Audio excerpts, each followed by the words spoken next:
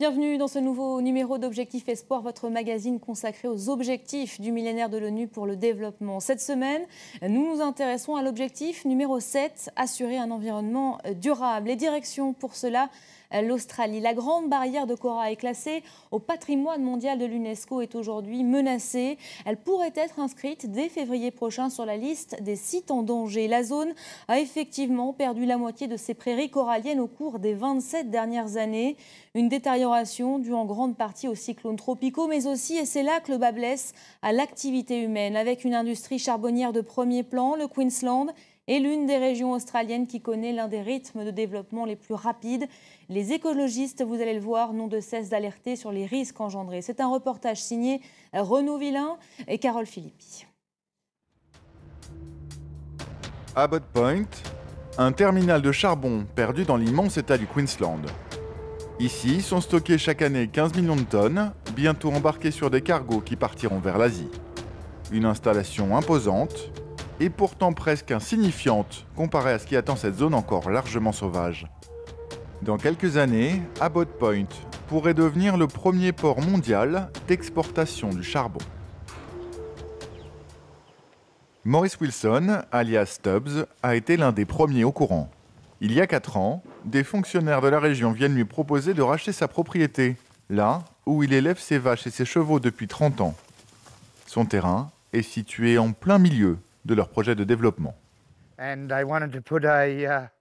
Ils voulaient installer un autre chemin de fer ici. Je pense que c'est toujours d'actualité, c'est toujours prévu. Et ils veulent aussi installer une ligne à haute tension. À presque 70 ans, le cow-boy australien ne voulait pas partir. Mais il n'a pas vraiment eu le choix. Le projet minier est classé prioritaire. En clair, dans cette zone, les autorités du Queensland peuvent exproprier quiconque en toute légalité. À contre-cœur, Tubbs a donc accepté de vendre son terrain. Voilà, c'est Abbott Point là-bas. Le quai d'Abbott Point qui fait 2,8 km. En moins de 30 ans, l'installation actuelle a déjà eu des effets extrêmement néfastes sur la côte.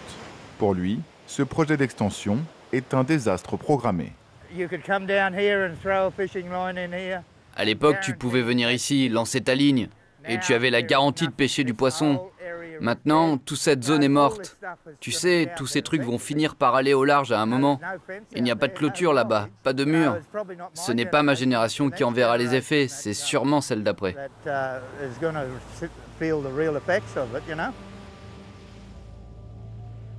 Nous sommes au nord-est de l'Australie, dans le Queensland. Juste en face, la grande barrière de corail s'allonge sur 2300 km. Une région qui s'apprête à vivre un boom minier extraordinaire. Au mois d'août dernier, le gouvernement australien a autorisé l'exploitation du bassin de Galilée, une zone jusque-là délaissée. 250 000 km², la moitié de la France, qui regorge de charbon, de gaz de schiste et de gaz liquéfié. Une manne que les plus grandes compagnies minières mondiales se partagent et qui vaut aux terminaux sur la côte des projets d'expansion pharaoniques. Abbott Point devrait voir sa capacité multipliée par 25 et brasser 385 millions de tonnes par an. Si tous ces projets se réalisent, le Queensland deviendra à lui tout seul le deuxième producteur mondial de charbon, derrière la Chine.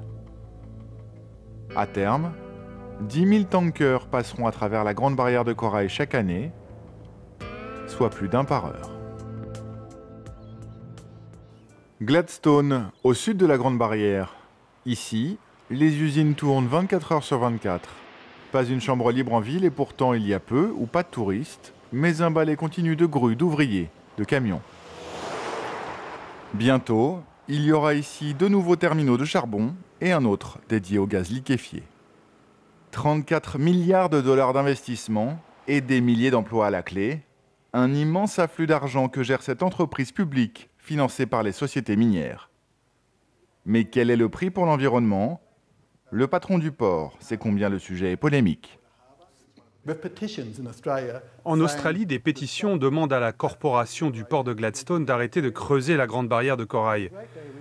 Mais la grande barrière est à 40 000 nautiques d'ici. Et il faut bien comprendre quelque chose, nous habitons ici. Et dans ce pays, il n'y a pas un homme, une femme ou un enfant qui ferait du mal à la Grande Barrière. C'est en nous. C'est facile de défendre l'environnement, nous défendons tous l'environnement. Mais il faut aussi vivre dans notre monde, il faut aussi travailler. Il faut trouver l'équilibre et dans ce qu'on fait à Gladstone, nous ne voyons pas ce qui nuit à cet équilibre. Beaucoup de gens ont des points de vue extrêmes sur notre travail. La Grande Barrière de Corail, le monument naturel classé au patrimoine mondial par l'UNESCO, est à 70 km au large. Mais Gladstone est situé à l'intérieur du parc marin, zone elle aussi protégée. Le port fait en effet face à Curtis Island, une île réputée pour ses mangroves, tortues, dauphins et dugongs, vivant désormais au rythme des pelleteuses. L'immense projet industriel de Gladstone fait l'objet d'une bataille féroce. Depuis des mois, les travaux d'expansion sont sous étroite surveillance de comités citoyens et d'associations de protection de l'environnement. Ce matin, Clive, un habitant, accompagne 2 membres de Greenpeace. Une nouvelle machine vient d'arriver dans le port et les a alarmés. Un dragueur hollandais, capable de creuser jusqu'à 100 mètres sous le niveau de la mer. C'est la plus grosse machine de dragage que j'ai vue et qu'ils utilisent ici. En fait, ces bras géants sur les côtés soutiennent un énorme tuyau. C'est avec ça qu'ils creusent la baie. Ça pompe le fond pour créer un canal et permettre aux gros bateaux de passer. Gladstone, le mégaport, devra bientôt accueillir des centaines de tankers géants comme celui-ci. Pour réaliser ce projet, il a fallu creuser cette baie large mais peu profonde. À l'ouvrage depuis 1 an et demi, ces machines raclent le fond de la baie. Selon les écologistes, elles remuent les dépôts industriels fixés dans la vase depuis plusieurs décennies et bouleversent totalement l'écosystème marin. Regardez-moi la couleur de l'eau. Qui pourrait vivre dedans? Les animaux marins, ils doivent respirer ça, respirer cette eau. Et parfois c'est même pire, aussi opaque que de la vase.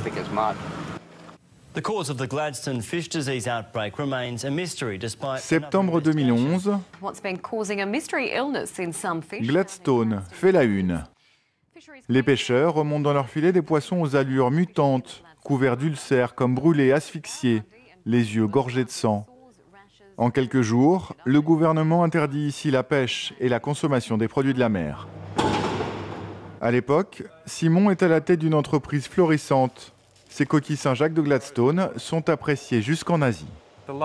La presse locale a fait un article sur notre entreprise. Sur les photos, on est là, avec tous les employés. On porte notre marque. On est gonflé à bloc, prêt à conquérir le monde. Mais malheureusement, avec tout ce qui s'est passé, on n'a plus les moyens d'entretenir une telle infrastructure. Et c'est triste. Simon patiente, tente de tenir.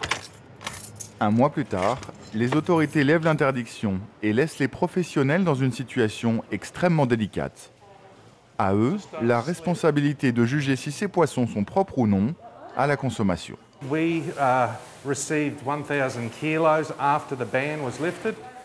Juste après la levée de l'interdiction, on a reçu un lot d'1 tonne. Et chacun de ces poissons montrait des aspects anormaux. Je ne suis ni médecin ni scientifique, mais je me fie à des méthodes d'évaluation basiques. L'aspect visuel, l'odeur, le toucher. Et tous ces tests ont échoué, tous. Pour nous, c'était clair. On ne pouvait pas prendre le risque de proposer ces poissons à nos clients. Malgré l'autorisation, plus personne aujourd'hui ne pêche à Gladstone. Dans sa petite poissonnerie, tous les produits sont pêchés à plusieurs dizaines de kilomètres. Simon a licencié les 3/4 de son personnel. Comme tous les professionnels affectés par le poisson malade, il espère aujourd'hui être dédommagé par le gouvernement. Mais pour les autorités du Queensland, l'épidémie n'a rien à voir avec les travaux du port. Elle serait le résultat de fortes inondations qui ont charrié le lit des rivières. Une version qui n'a jamais convaincu Simon, persuadé que le dragage intensif de la baie est bien responsable de sa banqueroute. Quels sont les effets de l'industrie minière sur cet environnement fragile et sur la précieuse Grande Barrière? Le débat agite la communauté scientifique australienne. Selon des chercheurs de l'université James Cook, cette merveille naturelle serait directement impactée par un essor minier d'une telle ampleur.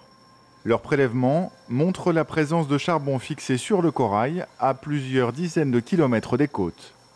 Ils ont donc étudié les courants marins pour comprendre comment les molécules pouvaient parcourir une telle distance.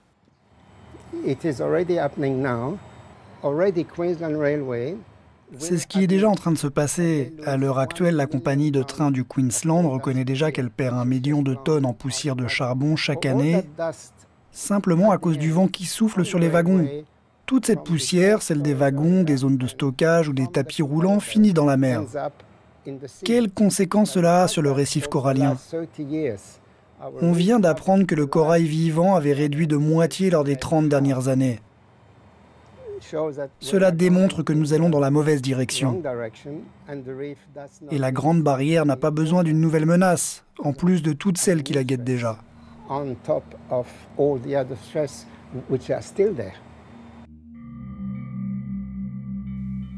Le mois dernier, l'Australie annonçait la création du plus vaste réseau au monde de réserves marines, un sanctuaire de 2 300 000 km² autour de son littoral, soit la taille du Groenland.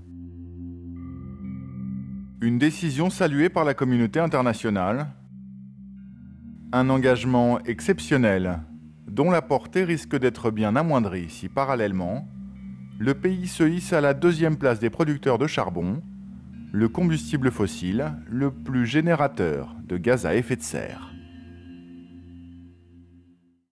Voilà, c'est la fin de ce numéro. Merci à tous ceux qui l'ont préparé. Merci à vous de nous rester fidèles. Prochain rendez-vous la semaine prochaine, même heure, même chaîne.